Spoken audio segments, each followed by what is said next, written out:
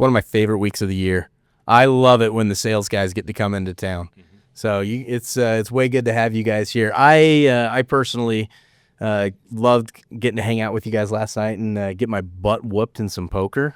So who ended up winning the whole thing last night? Hal did. Dude, good RSM of the year too. All right, dude, why are we letting Hal win everything?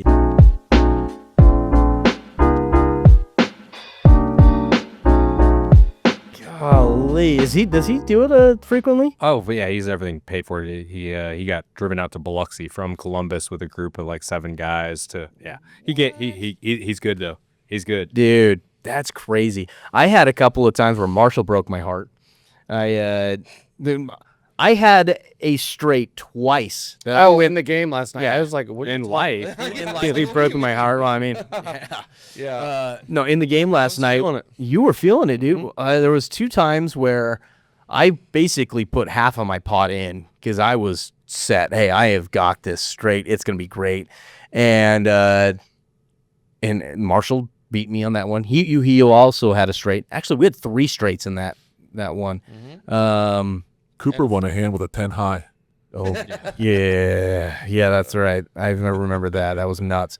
But you hurt me there, and then I had another straight at the very end that I went all in on, and there must have been $3,000 in that pot last night in that one, and you beat me with a full house. So sucks to be you. Yeah. Right? I think it was on the river too. It was on the river, dude. It was on the river. I was totally gonna have it. Yep. $3,000 in play money. I mean, hey, you never know what me and Marshall are actually doing. People on the internet don't know that. That's right. Who wrote $7,000 and $8,000 in a pot? PK high rollers. But no, that was a lot of fun last night. Had the award ceremony where you repeated as regional sales director of the year. Yep, so Southeast. that's awesome. Congratulations. Yep, thank you. Hal Henderson, regional sales manager, back-to-back. I was fortunate enough to get regional sales director back-to-back. It's a great team. Yep, and then we had Sasha. She won the partner success manager of the year, so she killed it. Great job. And she works really close with you. Yes. So Didn't say her last name. Vasko Bonojkova. Nice. No, it's It's dude. Either way, it's way closer than I was gonna hurt. Vasko Bonojkova. No, that's impressive. So yeah, it's awesome having you guys come in, and you guys once a year get to come in for the sales summit, and so we try to grab you guys whenever we can to jump on a podcast to talk about access control trends, and this is one thing that I love learning about from you guys, because you guys are out there pitching PDK every day, talking to your sales reps every day, learning about all the different things that are being requested, that are the needs that are out there. And so it's fun to hear it all come from your guys' mouths, because you guys are the one talking about it. So that's one thing that I want to go around the table today, talk about the different trends that you guys are seeing in access control, whether that's different credential types, whether that's products, certain kinds of readers, wiring practices, integrations, anything like that. So, I would love to hear, just kind of what's going on in your area. Integrated systems, right? I think more and more, it's not just the dealer that's driving, right? It's really the end user that's driving it. They're looking for, how many different systems that they deal with on a day-to-day basis. How can they solidify that down to one place they're putting either data, entry info? So can they tie their camera system in? Can they tie their property management system in? Their video intercom system? There's so many different things. HR platforms are probably one of the biggest ones right now, right? We've got a lot of school systems that are using HR on the back end. That's a lot of work to be keeping up to date, whether it's the permanent staff or the temp teachers or the facilities crew, being able to do that all in a single HR platform that's leveraging PDK for the power of the access control is a critical thing. Yeah. What, Scott, if you had to say, if there was this particular integration, type that is most popular in the Southeast, what would you say it is? Probably the most impactful right now is in that school side, right? K through 12 with the HR platform, because there's so many other manufacturers out there that do the same type of integration, but charge an exorbitant amount for it. Okay. Something we don't do here, right? We don't charge for integrations. So it's a huge cost savings, and it makes our dealer a lot more competitive when they go into markets where they don't have to charge for integrations. And that's been a really impactful one for us. That's awesome. We've got some great integrations there. Like we've got, let's see, we got Raptor Technologies, we've got InformaCast, we've got Agix, Centegix, and Pick My Kid. So a variety of different school notification systems, and to help us accomplish Alyssa's Law and help us protect our kids. Yeah, Alyssa's Law is huge, kind of all across the U.S., but, really being in Florida and Alabama, really starting to trickle into Georgia. Yeah. Being able to have that mass notification, get the right notification to the right person for security, medical, or just general purposes is a huge driver right now. That's cool. Mike, what are you seeing as a big trend in the central area of the U.S.? I'd say a big trend that, Bluetooth has really taken off. Okay. Bluetooth credentials and now moving towards NFC, especially when you're talking about getting into larger applications, campus applications, where they want to use the NFC credential for not only getting into the building, but doing vending, doing the commissary, doing laundry, things like that. So yeah, that's the big push, especially on college campuses, is getting away from ID cards and going to an NFC credential where they can go up to a reader and it can pull their virtual ID. Yeah, just using your phone for everything. That's pretty cool. Yeah, I know that's been some big talking points, and that's it's been a big request that our product team is working very hard on right now. So we love that. Greg, over in the Pacific Southwest, what's going on over there? Like, what are you seeing is really popular? Yeah, definitely what the other two guys mentioned. I think one thing that I'm starting to see a lot is both end users and dealers are expecting to be able to have access control anywhere, not just interior or an exterior door. Yeah. Car gates, swimming pool gates, tennis pool gates, any warehouses, places where there might not be any network connectivity. Yeah. So being able to leverage our wireless capabilities for our controller boards, and in the future with our wireless locks, being able to leverage that solution is going to be huge. I love It's only going to keep growing. Yeah, it's going to be so big, right? Yeah. You're going to be able to put access control in so many different areas that you normally wouldn't be able to have access control on, like, and so many areas that people maybe have avoided because it's cost prohibitive. And so being able to put a quick, easy to install lock on an opening, like just standard office doors, is going to be great. For sure. So I love that.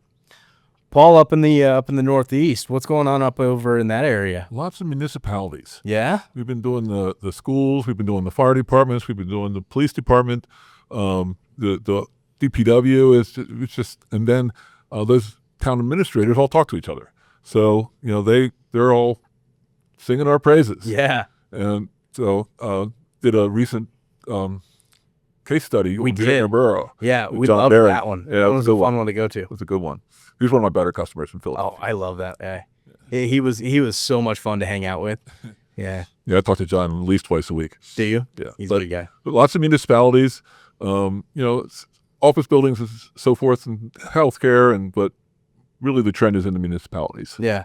And we really loved, while we were there filming it, we got a unique take from the mayor in that case study. So if you haven't seen that case study, be sure to go. It's right here on our YouTube channel. Go back, view it. Trainer Burrow, and it's great. It talks about the police department, but then also the the town hall. Thank you, the town hall side of things, and how it's all done in one building, and how it's able to be partitioned out, and ultimately how it makes the community a little bit safer. So we loved it. Go check that case study out a lot. The mayor in that gives some just killer quotes and some killer input on why access control is needed in those municipalities. Especially with those municipalities, is our wireless controller, because a lot of these buildings are historical buildings. Yeah, you're not wrong. You can't run wire, or they're not going to let you drill through their marble walls, Yeah. or anything like that. So yeah, that's a huge selling point with us when we get into those type of situations. So when I was an RSM, my very first job walk that I went and did a wireless range test on was one of those 100-year-old buildings where there was absolutely no way to run wire. And so it was a lot of fun seeing in that situation exactly how the WiMAC worked to be able to really make it where access control can be installed in areas that, access control was never a thing at the time. So it's cool. Marshall, you've driven the whole 40 minutes down here from your house. Yeah, it's like an hour on a busy morning. Those are rough. That is bad. I'm sorry. It's not a plane right away, so I won't complain.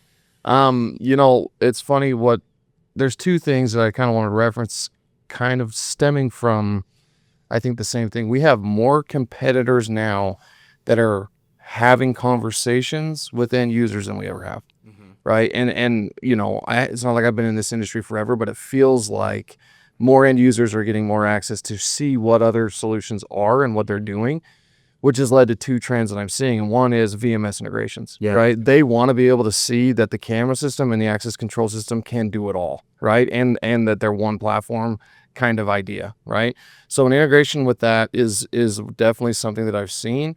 But along with that, you've got a lot of dealers that are out there that are looking for dealer-centric manufacturers. Yeah. Right? And the way that PDK treats the partners, our go-to-market strategy, everything that we have is dealer-centric. And because of the way some of our competitors are attacking the market, that's a big trend that we're seeing as guys, looking at us as to, okay, how are you going to treat this situation? Who are you calling versus who am I calling, that type of a thing. So I'm seeing both of those really stem, it seems like, from that same thing of our competitors having those demos and talking to so many end users. You're spot on there, Marsh. And those of you who follow this podcast know that I talk about partner fanaticism all the time. Because that, I think, is one of the biggest differentiators that PDK really has. We have a really unique buy-in from every employee who works here. Our sales team, you're never going to find a more motivated, more energetic, if you're this guy, more, just dedicated sales team that's going to be out there helping with anything that they can do. I mean, there are so many chances to go out and do job walks. There are so many chances to be able to actually pull up the blueprints and be able to look and help design a system on the spot. And the sales guys are always there to jump on it. You're going to find it in our tech support, where we're unique in the industry, where we really invest in our tech support, right?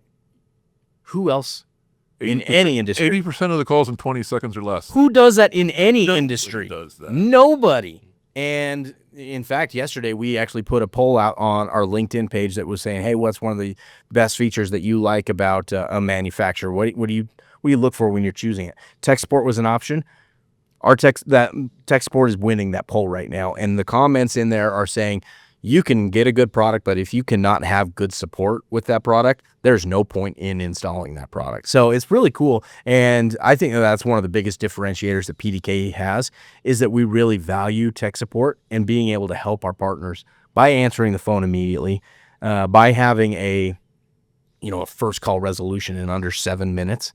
That's a big deal, right? When often It takes 7 minutes just to set up the remote session, RDP. right? Yeah. I mean, yeah, you've got these other manufacturers who oftentimes you're just sitting on hold for 40 minutes to an hour, where with PDK in under 10 minutes you're already done. Well, another big difference, something we talked about earlier in some of our earlier meetings, right? This is the regional sales director team. We have the regional sales manager team as well. PDK allows us to make the decisions, right? With PDK, Empowered. we're empowered, right? All the red tape is gone, where dealers often have to deal with 2 or 3 different levels and different people to try and get a resolution or an answer or yes, or it takes 2 weeks to get a no. With PDK, when you're talking to any of us in this room, or you're talking to any of our RSMs, they're empowered to get an answer for you, and when we're on the phone call or shortly after, right? We want to make this as easy as possible for dealers to go out there, install, service, and build confidence with the end users. Yep. We do more for our customers than our competition is willing to do. It's part of our sales mission statement. I love that. And that is exactly what sets PDK apart. Yeah, I mean, I just got done wrapping up a podcast with our product team right before you guys walked in, and they were talking about the same thing, where everything that they build is based on what our partners are asking for, and the adjustments that they make to their layouts and how the product works is all based on feedback that they get from our partners. That's another way that we just go about showing that, we care. We really want PDK to be a platform that you enjoy working with. So Anymore, it's so hard for dealers to win and maintain business, right? And not even just in the market, because they're up against obviously their competition, other dealers that are in their general area. Now you're dealing with a lot of national guys that are buying a lot of those companies, which gives them more backing to be able to be more competitive. You add all that on top of now they're having to compete with manufacturers. Right. So being that guy that's going to be the support instead of like, hey, we're going to be out there competing against you is a huge benefit. Huge. Well, thank you guys for all that you guys do. You know, we can't do the things that we do on the marketing side or even anywhere here at PDK without you guys being out there and actually having the conversations and, you know, talking with our dealers. So I've worked for more than a few access control companies in my career, and I can say hands down, this is the best one I ever worked with. I like to hear that. It's the best one I've ever worked with, too. Only Might be the only access. Yeah, same. But I did work on the distribution side, and I will say that PDK is very different than everybody else. When I was on the distribution side, you got to see a lot into a company's culture, and as soon as the opportunity came up to come over to PDK, it was definitely an opportunity I knew I had to jump on and take advantage of. So, love it. You're one of the few people in the company that has more seniority than me. There's not very many of us. Not very many. Not very many of us. We're 100 employees. Brach and us are some of the originals. We are. Dude. Yeah, when we only had 3 RSMs when it was you and I running the sales team there, huh? Yeah, us and Josh. Yep. It's been a little bit of growth since that. A little bit. Just a little bit. Yeah. And what is it now? You guys are like almost up to 20 salespeople now? 18. 18? Sheesh. That's so cool. It's a big growth. So cool. But it's good. We do it in order to help support our partners and continue giving our partners the support that they need, you know, even at the same levels that we were providing when we were smaller. So it's great. But thank you guys for taking some time out of your summit to come over here and meet with me and chat and you know, tell our partners what is going on. And thank you guys for taking the time to come and jump on this episode of the Big Access Podcast. We love having you guys tune in, and we love teaching you guys. So if you are a fan of it, be sure to subscribe to the podcast, give it a 5-star rating, and let us know if there's anything upcoming that you want to learn about, and we'll be sure to add that into an upcoming episode. But thank you guys again. Thank you, and we'll see you next time.